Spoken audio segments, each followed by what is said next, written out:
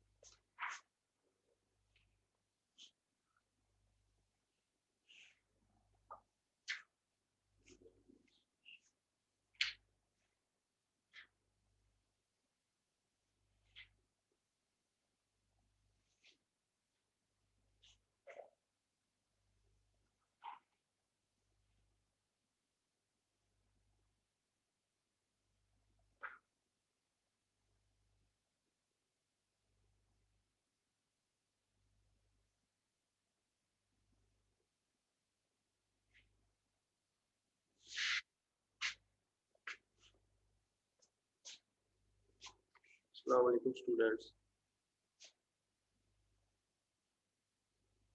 Hello. वालेकुम सलाम sir. क्या हाल है आप लोगों का? ठीक है। Yes sir. कैसे? आप सब लोगों को गुज़िश्ता ईद मुबारक। खैर मुबारक सर, आपको भी ईद मुबारक गुज़िश्ता। Thank you. तो कितने प्रैक्टिकल हो चुके हैं हमारे? Have any idea? 6-7 हो चुके हैं। आई थिंक आज 7वां है। Solution, G DNA extraction, gel PCR, competent cell, उसके बाद कॉलम क्रोमेटोग्राफी, आज प्लाज्मिड आइसोलेशन। 7वां है आज। नज़दीक आ गए। देख, टाइम का पता भी नहीं चलता, गुजर भी जाता है। चलें जी। Okay, so let's start. Today's our topic is about plasmid isolation. This is our lab in analytical technique in biochemistry. Analytical technique. If we are studying analytical technique, then this is also a analytical technique.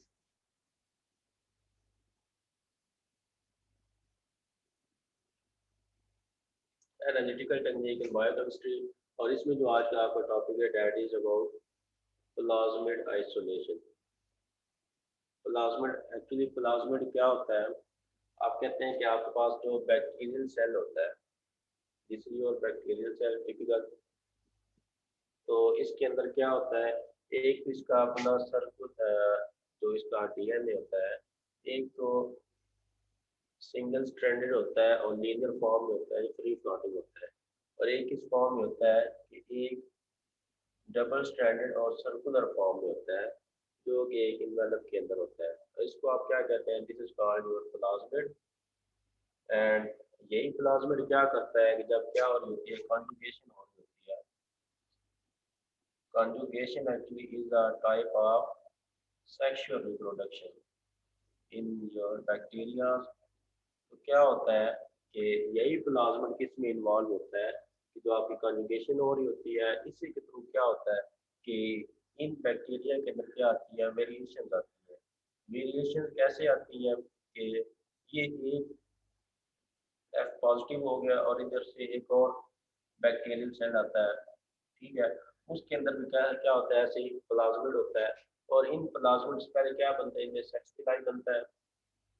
ये sex पिलाई बन गया और then इसके बाद क्या होता है कि ये सेक्स पिलाई आपस में कन्जुगेट कर जाती है, ये भी कन्जुगेट कर जाती है, और इसके थ्रू क्या होता है कि जो इनका जेनेटिक मटीरियल है वो आपस में क्या हो जाता है, चेंज हो जाता है, और इस तरह इनके अंदर क्या आ जाती है, वेरिएशन आ जाती है। और इसी तरह क्या होता है जो आपके पास रिकम्बिनेंट डीएनए टेक्नोलॉजी है, उसमें भी क्या होता है कि आपका प्लाज्मिडी इन्वॉल्व होता है, जो क्या करता है कि आपकी जो एक्सटर्नल जीन जीन होती है, जो आप क्या करवा रहे होते हैं, जो आपके पास जीएमओज होते हैं, उनके अंदर जो आप एक्सटर्नल जीन जो इनोकुलेट करते हैं, वो किसके अंदर करते हैं, वो आप अपने प्लाज्मिड के थ्रू इसके अंदर इनोकुलेट करवाते हैं, और देन क्या करते हैं, आप उसको टारगेट जो आपका होता है उसके अंदर आप मैनिपुलेट करवा के आप अपने जो डिजायर्ड प्रोडक्ट है वो आप लोग ऑब्टेन कर सकते हैं। ठीक हो गया। तो प्लाज्मिड को आइसोलेट करने के लिए जो आपके पास टिपिकली मेथड यूज होता है, दैट इज अल्कलाइन लाइसिस। इसमें आप क्या करते हैं कि आप एक बेस यूज करते हैं और साथ उसके एक एसिड भी यूज करते हैं, और उसके साथ आपने क्या चीज़ें अप्लाई की होती हैं, आपने डिफरेंट बफर्स अप्लाई किए होते हैं। और वो बफर क्या करते हैं, वो बफर आपके बैक्टीरियल सेल को पहले डिस्टर्ब करते हैं, और देन जो इसके अंदर ये जो जेनेटिक मटेरियल है इनका जो अंदर बॉन्डिंग होती है, उस बॉन्डिंग को ये क्या करेंगे, पहले तोड़ेंगे, और तोड़ने के बाद जब आप एसिड करते हैं फिर इनमें क्या होती है, री अनिलिंग हो जाती है। जब री अनिलिंग होती है तो क्या होता है कि ये जो इनका सर्कुलर, ये जो इनका स्ट्रेट या जिसको आप लीनियर डीएनए कहते हैं, ये क्या होता है, ये जब री अनिल होता है तो ये क्या करता है कि इसके साथ प्रोटीन भी बाइंड हो जाती है, और ये व्हाइट मैश की फॉर्म में क्या हो जाता है, ये देन आइसोलेट हो जाता है।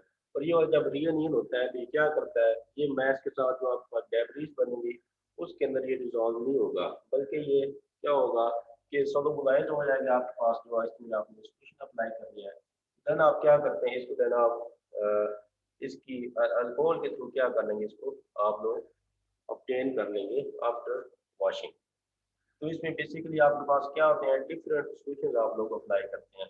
सॉल्यूशन आपके पास कौन कौन से होते हैं, इसमें आप 3 बेसिक सॉल्यूशन यूज करते हैं। एक आपके पास सॉल्यूशन 1 होता है, और इसके बाद आपके पास सॉल्यूशन 2 होता है, और देन आपके पास सॉल्यूशन 3 होता है। सॉल्यूशन 1 के अंदर जो आपके पास होता है, इसमें एक आपके पास ट्रिस्क्लोराइड होता है, और देन इसमें आप लोगों ने ऐड किया हुआ होता है DDTA, और इसके बाद इसमें ग्लूकोज होता है। ये चीज़ें क्या करती हैं, एक्चुअली जो आपका फिश क्लोराइड है ये क्या करता है, ये पीएच मेंटेन करता है, और ये जो आपके पास पीडीटी है ये क्या करेगा कि ये आपके पास जो है डीएनए एंजाइम को क्या कर देगा, डीएक्टिवेट करता है। डीएक्टिवेट कैसे करता है कि ये इसको जो मैग्नीशियम आयन चाहिए होता है, जो इसका कोफैक्टर है, इसको एक्टिवेट होने के लिए, डीएनए इसको एक्टिवेट होने के लिए ये इसको क्या कर देता है, उसको मास्क कर लेता है। जब मास्क कर लेगा तो वो एक्टिव ही नहीं होगा। जब वो एक्टिव नहीं होगा तो जो आपका ये वाला है डीएनए, ये किस फॉर्म में रहेगा, डीएक्टिव फॉर्म में रहेगा, और आपका जो डीएनए मटेरियल है वो क्या रहेगा, इंटैक्ट रहेगा। और उसके बाद ग्लूकोज होता है। ग्लूकोज क्या करता है, ये इसकी ऑस्मोलैरिटी को क्या रखता है, मेंटेन रखता है। इसकी जो सेल की ऑस्मोलैरिटी है उसको मेंटेन रखेगा, और ये जो ईडीटी है ये क्या करेगा, ये एक्चुअली इसकी जो है डीएनए उसको डीएक्टिवेट फॉर्म में रखेगा।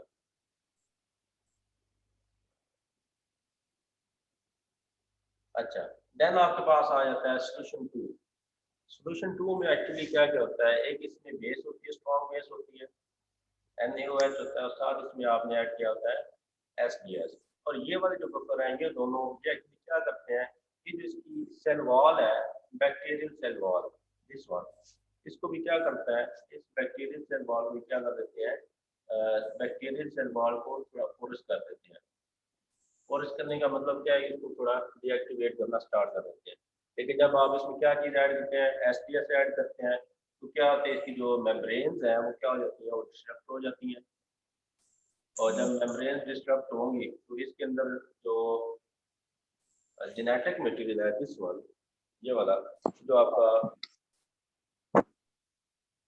इस फॉर्म में है, या जो सर्कुलर फॉर्म में है जो आपका प्लाज्मिड है, तो क्या करेगा, ये वाला आपका NaOH, ये इसके अंदर क्या कराएगा कि जो भी बॉन्डिंग है उसको क्या करवा देगा, ब्रेक डाउन करवा देगा। जब बॉन्डिंग ब्रेक डाउन होगी उसका मतलब क्या है कि आपका ये वाला जो डीएनए है इसके अंदर वो क्या हो चुका है, वो डीएक्टिव हो गया है। डीएक्टिव कैसे हुआ है, उसके अंदर जो बॉन्डिंग है वो क्या हो गई है, वो ब्रेक डाउन हो गई है। अच्छा, इसके बाद देन आप क्या करते हैं कि अब आप ऐड करते हैं सोल्यूशन 3। सोल्यूशन 3 के अंदर एक्चुअली क्या क्या है आपके पास, सोल्यूशन 3 में आपके पास होता है अमोनियम पोटाशियम एसीटेट होता है, पोटाशियम एसीटेट, एंड देन इसमें होता है आपके पास glacial acetic acid, acetic acid. अच्छा, ये वाला जो ग्लेशियल एसिटिक एसिड है ये क्या करवाता है कि ये अगेन क्या करवाएगा, री अनिलिंग करवा देगा। री अनिलिंग का मतलब क्या है कि ये वाला जो बॉन्डिंग टूटी है इसको क्या करवा देगा, अगेन क्या करेगा, इनको बाइंडिंग करवाएगा। लेकिन क्या होगा कि जब ये वाला जो आपका लीनियर फॉर्म में है, ये वाला डीएनए, ये वाला जो लीनियर फॉर्म में है, ये इसके अंदर जब बाइंडिंग होगी ये क्या होगी, ये आगे पीछे हो जाएगी। आगे पीछे कैसे होगी कि यहाँ पर अगर एडेनिन गुवानिन आ रही है तो उसकी जगह पे एडेनिन थायमिन आ जाएगी, और इनकी जो देन जो ओरिएंटेशन है वो क्या हो जाएगी, चेंज हो जाएगी। और ये क्या करेंगे, एक क्लस्टर फॉर्म में अटैच हो जाएंगे। क्लस्टर फॉर्म में इनके साथ कुछ प्रोटीन भी अटैच हो जाएंगे। और ये वाला जो है आपके पास पोटेशियम एसीटेट, ये पोटेशियम एसीटेट क्या करेगा, जितनी भी प्रोटीन है उस प्रोटीन को क्या कर लेगा, अपने साथ बाइंड कर लेगा। प्रोटीन को अपने साथ जब बाइंड करेगा तो किस फॉर्म में क्या बना देगा, वो एक पैलेट बना देगा। और देन ये वाला जो पैलेट है वो क्या होगा कि जब इसको देन आप क्या करेंगे, इस जब ये पैलेट बन जाएगा तो आपके पास this one is your vector drop, इसके अंदर ये नीचे पैलेट बन गया और ऊपर इसके सुपर लेंथ है। इस पैलेट में आपके पास क्या क्या है, इसमें आपका ये लीनियर डीएनए है, बाकी इसका साइटोप्लाज्म और जितना भी इसके अंदर ये जो सेल डेब्रीज है, एक्सेप्ट योर प्लाज्मिड डीएनए। अच्छा, प्लाज्मिड डीएनए के ऊपर जो आपका एसिटिक एसिड है वो कोई इफेक्टिव नहीं होगा, क्योंकि वो तो डबल स्ट्रैंडेड था और देन वो किस फॉर्म में, सर्कुलर फॉर्म में। लेकिन ये जो होता है ये किस फॉर्म में, ये लीनियर फॉर्म में होता है। तो इस वजह से क्या होगी, जब इसके अंदर री अनिलिंग होगी तो क्या होगा, इसका जो स्ट्रक्चर है वो मेंटेन रहेगा और वो सोल्यूशन के अंदर क्या हो जाएगा, सॉल्युबलाइज हो जाएगा। जब सॉल्युबलाइज हो जाएगा देन आप इसको क्या कर सकते हैं, तो इसको देन आप क्या करेंगे, इसको आप लोग आइसोलेट कर सकते हैं। आइसोलेशन आप कैसे करेंगे, आइसोलेशन आप लोग इसमें ऐड करेंगे, कोई अल्कोहल ऐड करेंगे। तो उस अल्कोहल से जब आप इसको वॉश करेंगे तो आपके पास क्या आ जाएगा, ये वाला जो प्लाज्मिड वाला डीएनए है ये आपके पास क्या होगा, आपके पास अगेन आपके पास आ जाएगा। तो इस तरह क्या होता है कि आपके पास क्या हो, ये आपने अल्कलाइन लाइसिस किया है। अल्कलाइन लाइसिस कैसे किया है कि आपने अल्कली ऐड की है, उस अल्कली की सारी बॉन्डिंग को ब्रेक डाउन कर लिया है, उसमें देना आपने सोल्यूशन 3 ऐड किया है। और सोल्यूशन 3 में जो ग्लेशियल एसिटिक एसिड था उसने क्या किया कि उसने जितनी भी वो बॉन्डिंग ब्रेक उसको अगेन उसने बाइंड करवा दी। लेकिन जो लीनियर फॉर्म वाला था आपका जेनेटिक मटेरियल, उसके अंदर जो बॉन्डिंग थी वो क्या हो गई, उसने आपस में डिस्ट्रक्टिव स्ट्रक्चर बना दिया, जिससे क्या हो गया कि इसके साथ प्रोटीन भी बाइंड होगी और देन ये किस फॉर्म में आ गया, इनसॉल्युबलाइज्ड फॉर्म में आ गया। जब इसको आपने सेंट्रीफ्यूज करवाया तो क्या हुआ कि ये पहले फॉर्म में आपके पास आ गया।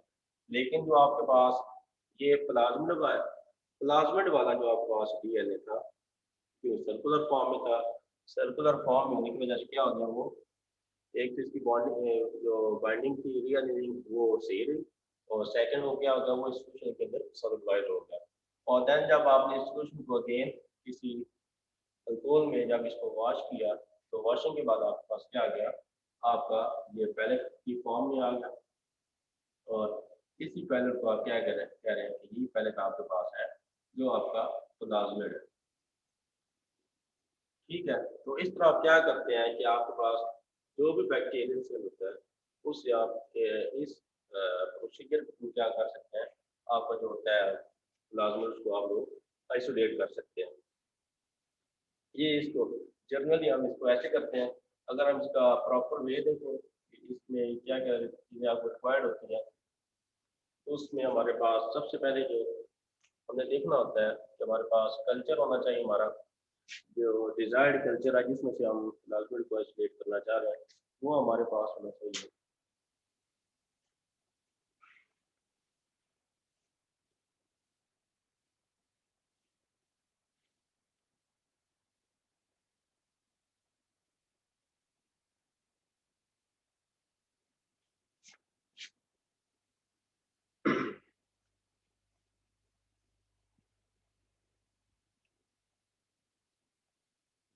आपकी रिक्वायरमेंट में सबसे पहले आपको क्या आता है, आपका कल्चर आता है। कल्चर कौन सा होगा आपके पास वो डिजायर्ड बैक्टीरिया होंगे जिनमें से आप प्लाज्मिड को आइसोलेट करना चाह रहे हैं। Let's suppose we have our Escherichia coli culture freshly prepared हुआ है एस्कर्शिया कोलाई कल्चर। तो इसके बाद है हमें केमिकल्स क्या चाहिए।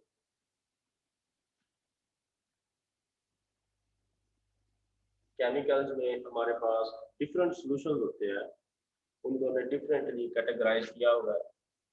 उसमें आपका सॉल्यूशन 1 आता है,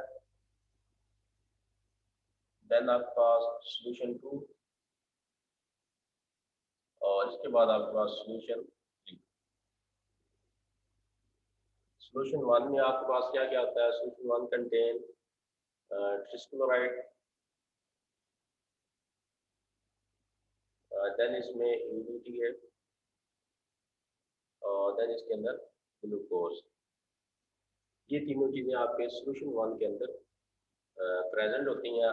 सॉल्यूशन 2 के अंदर क्या होता है, इसके अंदर एक्चुअली आपकी बेस होती है, स्ट्रॉन्ग बेस होती है, NaOH होता है, और इसके साथ आपके होता है SDS। देन आपका सॉल्यूशन 3 के अंदर पोटाशियम एसीटेट, और इसके साथ क्या होता है आपके पास ग्लेशियल एसिटिक एसिड होता है।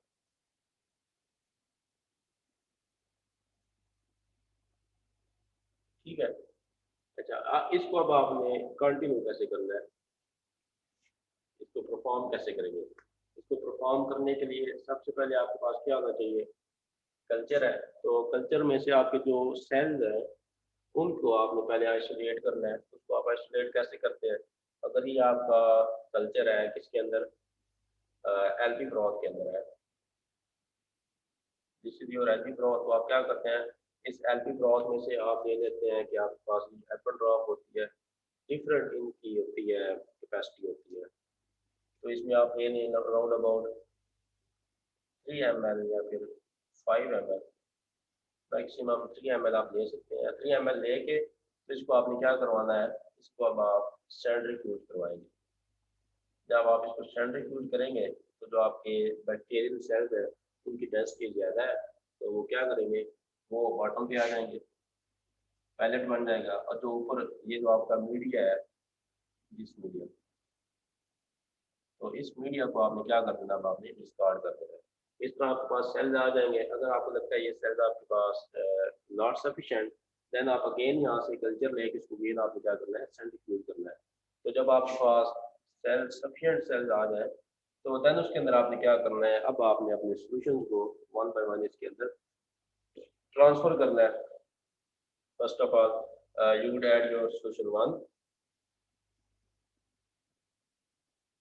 1 ऐड करने के बाद इसको आपने क्या करना है, इसको अच्छी तरह आपने शेक करना है। शेक करने से क्या होगा, केवल जो सेल्स हैं आपके इसके अंदर डिजॉल्व हो जाएंगे।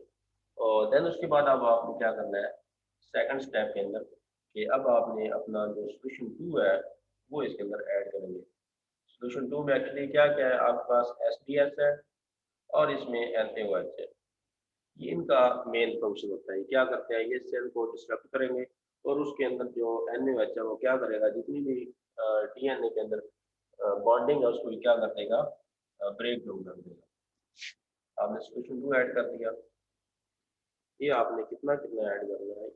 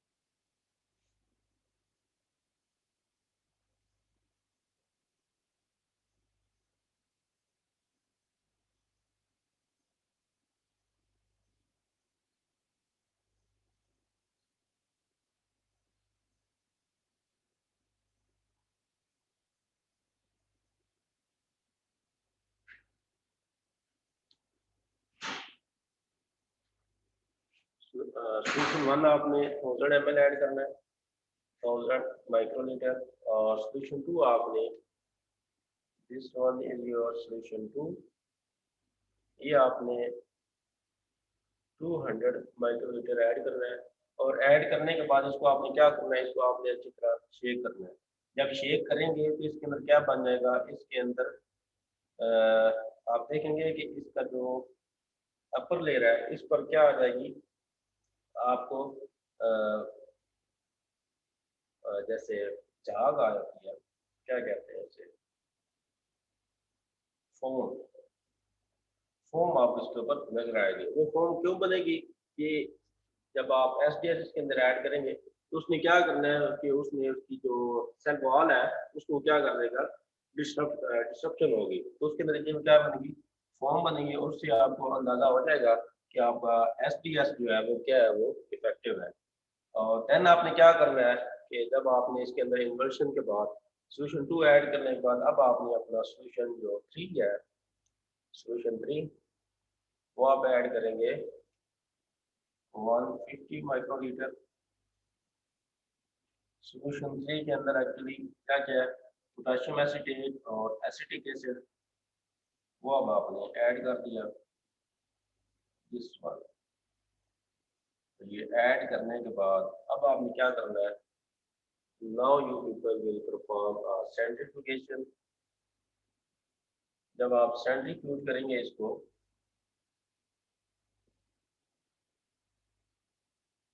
ये वाला एसिटिक एसिड क्या करेगा कि NaOH ने जो अनीलिंग करवाई है, मतलब ब्रेक डाउन करवाया है, तो एसिटिक एसिड उसको री अनील करवा देगा। तो री अनीलिंग अगर डबल स्टैंडर्ड के अंदर हो रही है तो वो ठीक है, जबकि लीनियर फॉर्म वाले डीएनए के अंदर हो रही होगी तो उसमें क्या हो जाएगी, उसके अंदर पैचेस बन जाएंगे और वो अच्छी तरह स्ट्रक्चर नहीं बनेगा। और क्या कर देगा, वो डेब्रीज के साथ कंबाइन कर देगा और आपके पास क्या आ जाएगा, पैलेट की फॉर्म में आ जाएगा। और इस पैलेट में आपका एक्चुअली क्या क्या है, आपके पास सेल डेब्रीज है। इस सेल डेब्रीज में आपका क्या क्या है, दिस सेल डेब्रीज कंटेन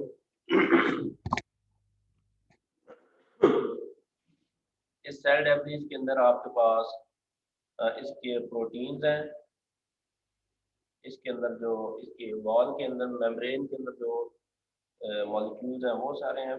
और देन इसके अंदर इसका साइटोप्लाज्म है और उसके साथ क्या है, आपका जो लीनियर डीएनए है, जो साइटोप्लाज्म में फ्लो कर रहा था वो आपका इसके अंदर मौजूद है। और ये जो उसके ऊपर सुपरनेट है, this supernet contain your plasmid DNA. अब आपने क्या करना है कि आपने इस ये जो सुपरनेट है इसको आपने रिटेन करना है। आपने सेपरेट एप्पल ड्रॉप के अंदर आपने सुपरनेट को ट्रांसफर किया और इसके अंदर अब आपने क्या चीज़ ऐड कर दी, ये सुपरनेट आपका, और इसमें अब आपने एथेनॉल ऐड कर दिया, चिल्ड एथेनॉल। और चिल्ड एथेनॉल ऐड करने के बाद इसको अब आपने क्या करवाया, सेंट्रीफ्यूज करवाया। तो जब आप इसको सेंट्रीफ्यूज करवाएंगे तो आपके पास क्या आ जाएगा, ये सोलुबलाइज वॉश हो के आपके पास आपका जो प्लाज्मिड डीएनए है वो नीचे पैलेट की फॉर्म में आ जाएगा। This is your pellet and this is your supernet, and this pellet contain your plasmid DNA। और अब आपने क्या करना है कि इस प्लाज्मिड डीएनए को अब आपने ड्राई करना है। इसको आप 37 डिग्री पर रखेंगे और जब ये ड्राई अप हो जाए, ड्राई होने के बाद इसको अब आपने टी पेपर के अंदर आपने स्टोर कर देना है। इसमें आपने टी पेपर ऐड किया और इसको आपने स्टोर कर दिया। And now your plasmid DNA is ready for further processing. इस प्लाज्मिड के अंदर अब आप क्या कर सकते हैं, इसके अंदर अब आप डाइजेशन, रिस्ट्रिक्शन, डाइजेशन और लाइगेशन करेंगे और देन उसमें क्या करवा देंगे, आप ट्रांसफॉर्मेशन करवा लेंगे। और उस ट्रांसफॉर्मेशन से देन आप क्या कर लेंगे, अपनी आपकी जो डिजायर्ड प्रोडक्ट है वो अब आप लोग इसे बनवा सकते हैं। ठीक है, this is how your plasma DNA isolation procedure is carried out. चलिए ले आओ, वो ले आओ, सॉल्यूशन ले आओ प्लाज्मा आइसोलेशन अपना ले आना, कल्चर ले आओ। इसमें अगर आपकी कोई क्यूरी है तो आप पूछ सकते हैं। जी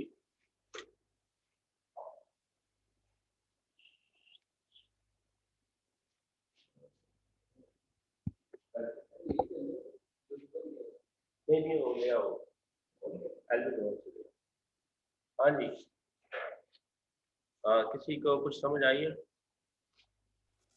शेब बता दो क्या है समझ इसमें। शुएब, क्या नाम है इसका? हाँ फैजान, सॉरी फैजान, कुछ आया समझ इसमें?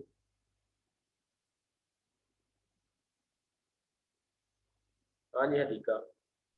सर मैंने एक क्वेश्चन पूछना था कि सोल्यूशन 2 में जो एल्कली और एसटीएस है, ये इसका दोबारा से फंक्शन बता देंगे कि ये सेल वॉल किसकी पोरस बनाता है और लीनियराइज किसे करता है, यानी कैसे करता है टू वो। में आप ऐड कर रहे हैं एस टी एस। ठीक है, एस टी एस एक्चुअली क्या करता है कि ये जो आपकी मेम्ब्रेन, प्लाज्मा मेम्ब्रेन है, ये इसको डिस्टर्ब कर देगा। और देन इसके अंदर जो एन है वो क्या करता है कि आपके पास जितना भी जेनेटिक मटेरियल है, डीएनए है, उसके अंदर जितनी भी बॉन्डिंग है, कोवलेंट बॉन्डिंग, उसको क्या करता है, तोड़ देता है। लेकिन सोल्यूशन 3 के अंदर आपके पास एसिटिक एसिड है, वो क्या करवाता है, वो री एनीलिंग करवा देता है। री एनीलिंग जब हो रही होती है तो आपका जो प्लाज्मिड है वो डबल स्टैंडर्ड है और सर्कुलर फॉर्म है, तो उसके अंदर जो री एनीलिंग है वो ठीक हो जाती है। लेकिन जो आपका लीनियर फॉर्म में होता है उसके अंदर जो री एनीलिंग है वो अच्छी तरह नहीं होती, उसके अंदर क्या आ जाती है, वेरिएशन आ जाती है और साथ उसके प्रोटीन का स्ट्रक्चर है वो अटैच हो जाता है। जब प्रोटीन उसके साथ अटैच हो जाती है देन वो किधर चला जाता है, वो नीचे डेब्रिज में आ जाता है। लेकिन जो जिसका जो आपका है प्लाज्मिड वाला, वो क्या करता है, वो सोलोबलाइज फॉर्म में रहता है और देन इससे आप क्या कर सकते हैं, इसको आइसोलेट कर लेते हैं by adding your chilled ethanol. लेकिन जो आपके पास है एस डी एस, ये क्या करता है कि ये जो आपकी मेम्ब्रेन है, प्लाज्मा मेम्ब्रेन, उसको क्या कर देते हैं, एक्चुअली इसको तोड़ देता है। और ये जो ईडीटी है इसका एक्चुअली फंक्शन होता है कि आपकी जो मेम्ब्रेन होती है इनके पास होता है डीएनए, ये उन डीएनए को क्या करता है, डीएक्टिवेट करता है। और ट्रिस्क्लोराइड क्या करता है, पीएच को मेंटेन रखता है और साथ उसके ग्लूकोज है, ग्लूकोज जो ऑस्मोलैरिटी है आपके सेल्स की उनको मेंटेन रखता तो सर ये जो आपने बताया कि प्रोटीन बाइंड कर जाते हैं, जो जिसको फिर बाद में पोटेशियम एसीटेट रिमूव करवाते हैं, ये सिंगल स्ट्रैंडेड डीएनए के साथ बाइंड करते हैं रीएनीलिंग में। है। हाँ, ये जो होता है ना आपके पास दो तरह का डीएनए होता है, आपके जो बैक्टीरियल सेल है इसमें दो तरह का डीएनए होता है, एक लीनियर फॉर्म में होता है और सेकंड जो होता है वो सर्कुलर फॉर्म में और डबल स्टैंडर्ड होता है, जिसको आप प्लाज्मिड, जो प्लाज्मिड के अंदर होता है। तो ये वाला जो है ना एनएच, ये दोनों के अंदर क्या करवाता है, बॉन्डिंग को तोड़ देता है। लेकिन ये वाला जो है आपका लीनियर फॉर्म वाला, इसके अंदर जब री एनिलिंग होती है तो क्या होता है कि इसका जो स्ट्रक्चर है वो कुछ ऐसे बन जाता है, ये है और देन ये ऐसे नीचे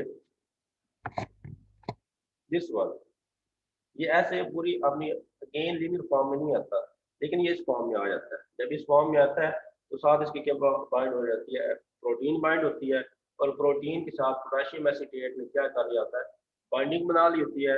जब इसका बाइंडिंग बना लेता है तो क्या होता है, ये डेब्रिज में देन चले जाते हैं। लेकिन ये वाला जो आपका प्लाज्मिड वाला है ये सोलुबलाइज होके सॉल्यूशन में आ जाता है। इस तरह आप इसको आइसोलेट कर लेते ठीक है, थैंक यू सर। हैं।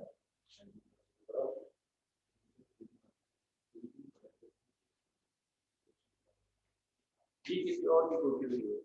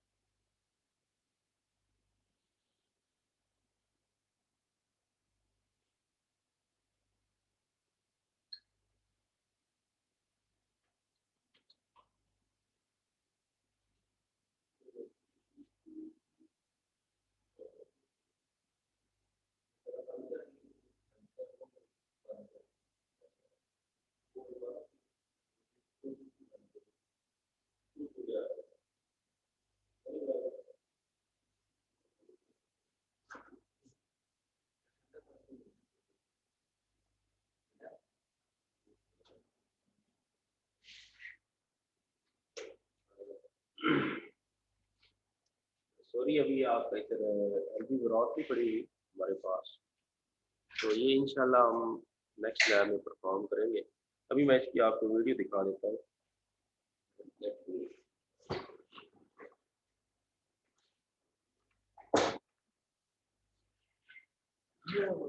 आप बताओ क्या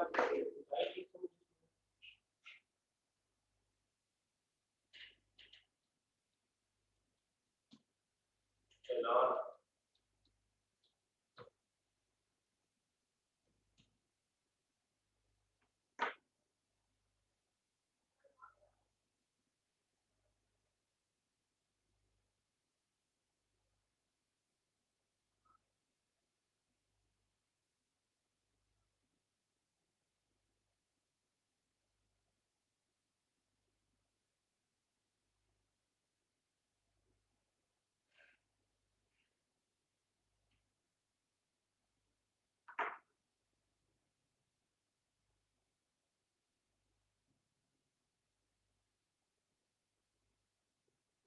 पर ऑपरेशन रोकने का जो हुक्म था उसमें 1 जून तक की छुट्टी कर दी है और अदालत ने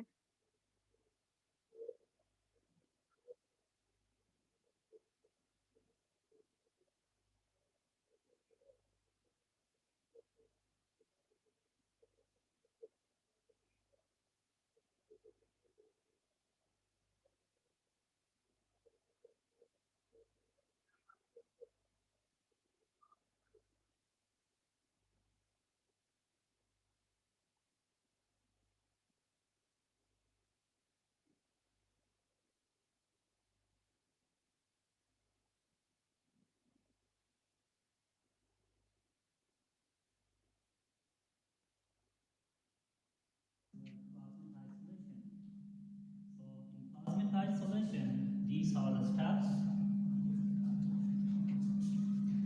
First of all, you need some culture, bacterial culture, that's maybe in a test tube, as we have the culture tube. This is our culture tube. It can be obtained after 24 hours of the culture. So then we will shift 1 ml or 1.5 ml of culture in a tube, in a bed of tubes. Then second, we will just centrifuge it for 2 minutes to obtain the cells and to separate the media from that cell. So now we will discard the supernatant. This supernatants are the media part and this is the cells part. So we discard it, the supernatant, and you will get the pellet cell. These are the cells or the pellets which are going to the next procedure. So then just after getting to these cells, we will add solution 1. Solution 1 that's contain tris and tris with glucose and the pH of the solution 1 is 8. So you can get the combination the composition of solution 1 on second. Then just mix it in the solution. Then after that we will add solution 2, that's the lysis buffer. This is called the lysis buffer. It contains SDS as well as sodium hydroxide. These are the main components which are breaking the cell wall and denaturing the protein and DNA of the bacterial cells. So after adding solution 1, just invert it for multiple times, just like this one, and then we will add solution 3. Solution 3 does contain the potassium acetate and glacial acetic acid. The potassium acetate that's present in solution 3 will act with the SDS and the DNA and the base materials and the proteins that are denatured by the solution 2. The second function of the solution 3 is the presence of glacial acetic acid. Due to the glacial acetic acid, the total pH of the environment will decrease. That will lead to the re-annealing of hydrogen bonds. So, in case of chromosomes are the linear molecule. The double-stranded DNA will separate from each other. But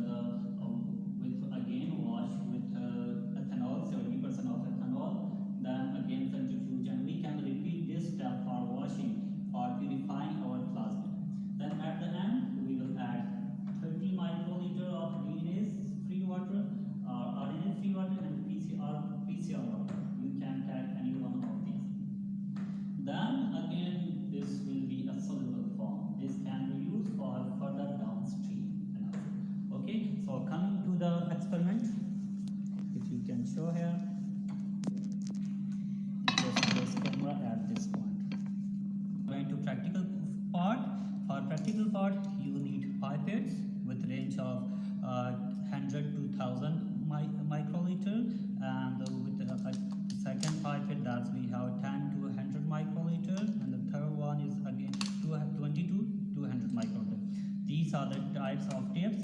This the yellow tips will use for the up to 200 microliter, while the blue tips for 1000 or 1 ml solution.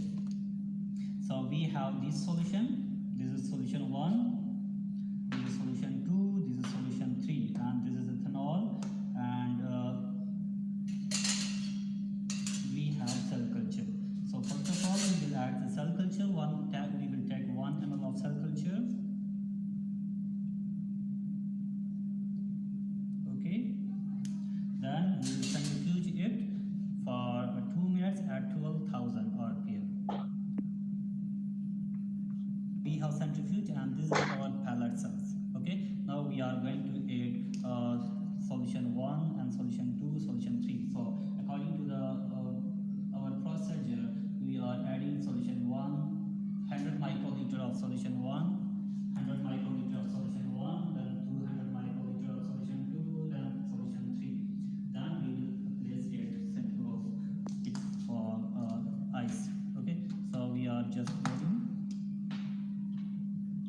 solution 1, solution 2, and solution 3. We are taking solution 1.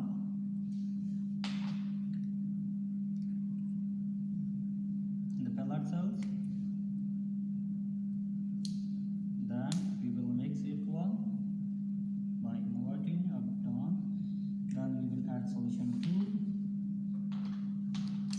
with different tips. That's 200 microliter.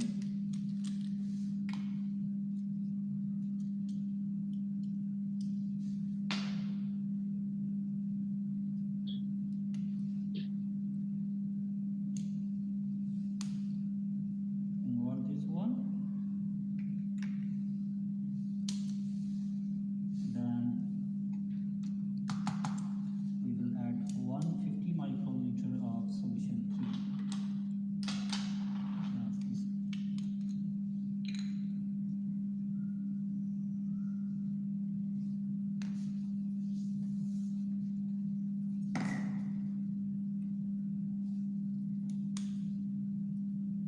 And mix it well. Okay. Then you can then you have to invert it for several times. Then it will be placed for at now we are going to incubate it for 5 minutes at ice temperature. Okay. So we are placing it on ice.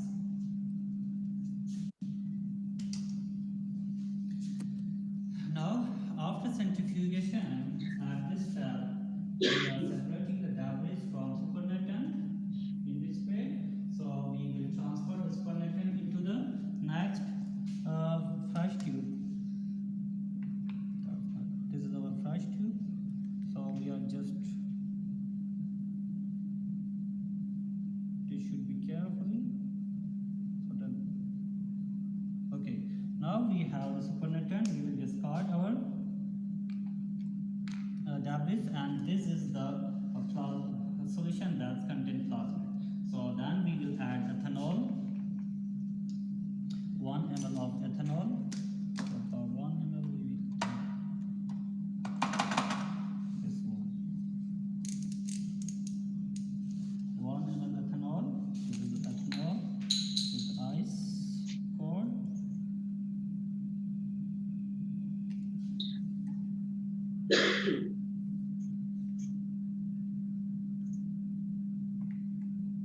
Okay, this was.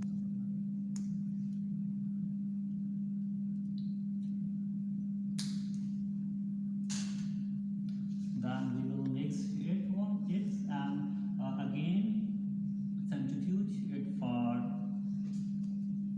500 at 2 centigrade at 12,000 RPM. Then we will get some whitish molecule. And if you are looking at, you can also observe some white precipitation in this solution. So after centrifugation, we will get the whitish colors, the pellet that's contained of our plasmid. Okay. So we are just centrifuging for 5 minutes. The centrifugation, if you are looking at, this is our pellet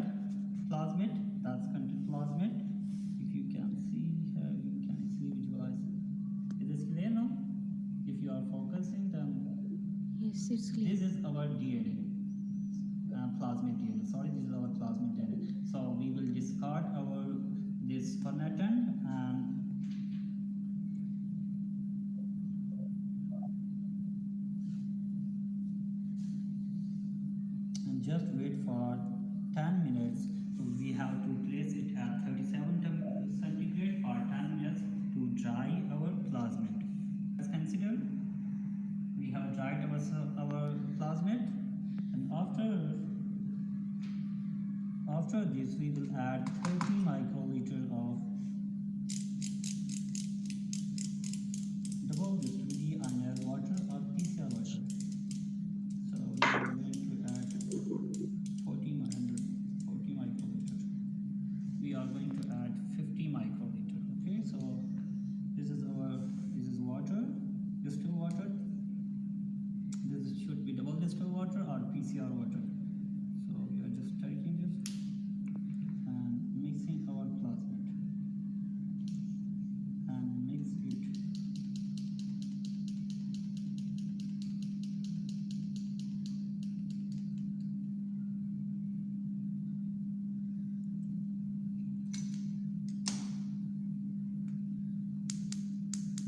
Now, if you are looking at the plasmid is completely dissolved in our solution. Now, this plasmid is ready for the next procedure. So, before going to the next downstream analysis, we should check the integrity and we should check the quality and quantity of plasmid that can be performed through gel electrophoresis.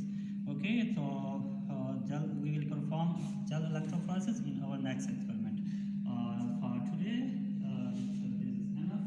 So thank you so much for listening. हाँ जी ज़्यादा हो गया क्या कि हमारे पास concept था आगे इसी से पहले वो सारा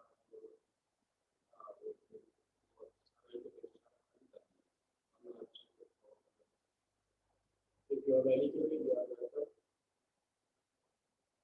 जी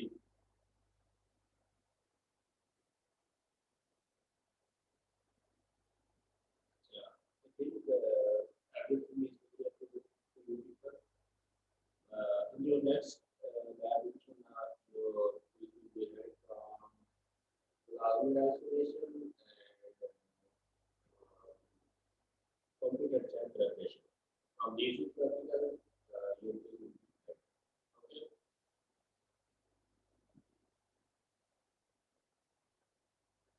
मेरी आवाज आ रही है सर आपकी आवाज़ बहुत कम आ रही है।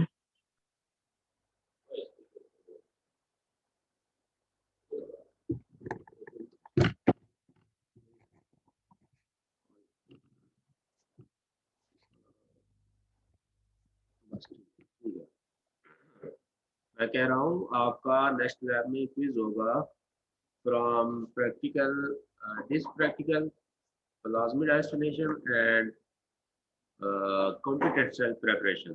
From these two practical your quiz will be held.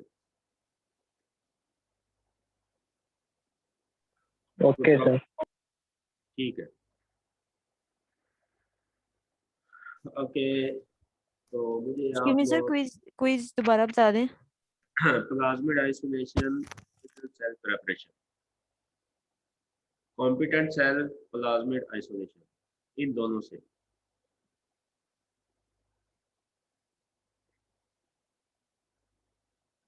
ठीक है मुझे अटेंडेंस मेल कर दें then now you people can गो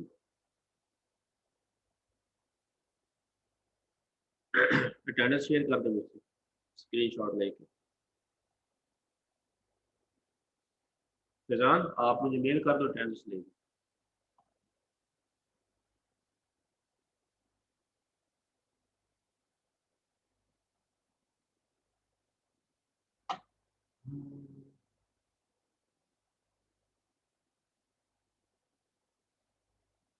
ले लिया अटेंडेंस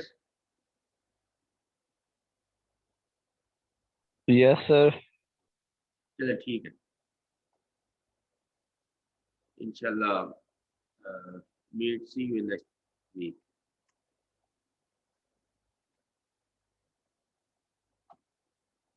ओके अल्लाह हाफिज़